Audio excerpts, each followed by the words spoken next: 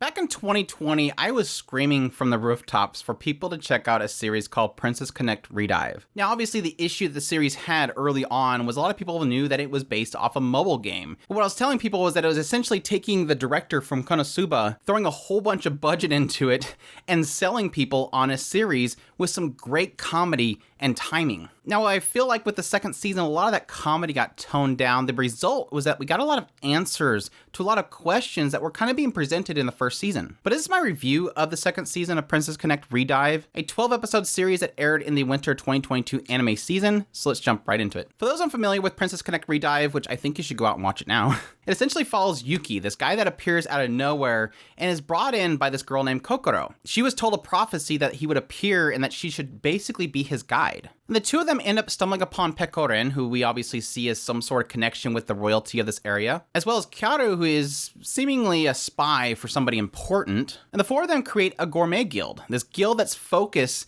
is to find the best spices and foods throughout the land and eat delicious food together. And what transpires following that is them doing different quests, helping out different groups, and ultimately having this, again, the story in the background that there's some sort of connection Yuki has with something, as well as Kyaru being a spy, and Pekorin being, again, connected somehow to the royalty. But as I said earlier, the first season, most of the focus is just on shenanigans around this group. You have these crazy cracked out dogs that'll find Yuki and just tear him up. Kokoro's almost very kind of calm nature, but always being shocked by situations. Kyaru just trying to survive and her overly eccentric attitude whenever it comes to difficult situations. And Pekorin just wanting to find great foods and come together and eat delicious stuff together. It was a chemistry that worked so well together, but ultimately worked really excellent when it was kind of thrown in with different groups.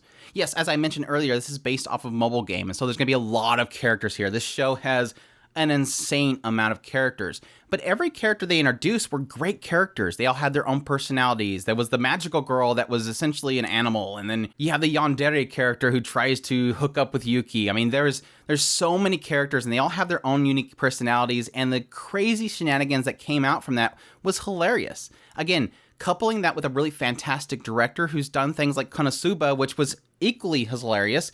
Again, this is sort of Konosuba with an insane amount of budget. Cygames Pictures is literally a studio created by Cygames, which is the company that owns the property. And so they were putting some insane amount of animation in here. I mean, this is literally the affordable of comedies. I mean, it was doing a fantastic job of selling the characters, the comedy moments, the timing was perfect, and again, some spectacular animation in all the combat sequences, which gets into the second season. Now, granted, again, like I said earlier, there's still a lot of great comedy beats in here. There's so many points throughout the second season that I was laughing out loud, but I think a lot of that comedy took a back seat to them really starting to dive into the characters. We're finally getting an insight into what is so interesting about Yuki. What is special about Yuki? They keep kind of hinting on this idea, this insomniac character that just pops up out of nowhere. What's his story? Additionally, we always hinted at Kyaru being a spy to the group in some way. We're finally getting into that. We're getting into the manipulation that Kyaru is facing and who she's serving, this Kaiser. And again, yes, technically Pekorin, the idea that she was once a princess of this kingdom and why she lost that and what that means for her future. Again, a lot of the comedy takes a back seat to them really starting to dive into these characters and tell their stories. And what comes of that is a conclusion to all these stories that I was really craving at some point. Now, granted, in the first season, I didn't really care about the stories. I was more interested in just the comedy. I was interested in the shenanigans they would get into and all the characters they were introducing. And then the second season, when they're finally going, okay, here it is, here's their story, I actually ate it up. I really enjoyed it. Now, granted, Yuki's story was kind of like, yeah, I kind of sort of seen that coming. And yes, Pekorin and Kyaru's story is not like some thing that's going to blow your mind. This isn't like twists and turns that really shock you. It's more of an idea that you've gone so close to these characters and you've really grown to love them. Seeing how strong the bonds between Kyaru and Pekorin has really become, and then really testing those bonds, is stuff that really drove to a really emotional conclusion that I really enjoyed. Again, it's not doing anything that's insane or mind-bending, but it's enough because you've grown a bond with these characters that you really enjoy it. And then add in that having, again, some really insane action pieces put in this. The studio, I really do feel like they're really trying to put themselves up there with the likes of things like Ufotable.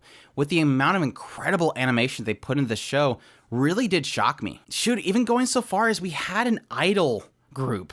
And They actually animated it. It wasn't CGI. Can we give at least some credit to a studio actually animating, hand drawing an idol group and not relying on CGI? I'm sorry, that blows me away. That's something that's just unheard of these days. In the end, I won't claim that season 2 was better than season 1. I think season 1 was an amazing show. But even still, season 2, like I said, gave me the answers to the questions that I really wanted, and actually had several points throughout it that had me actually emotional as to what was kind of being put onto these characters. Kyaru is one of my favorite characters in anime, and to see what she was kind of being put through really did wreck me.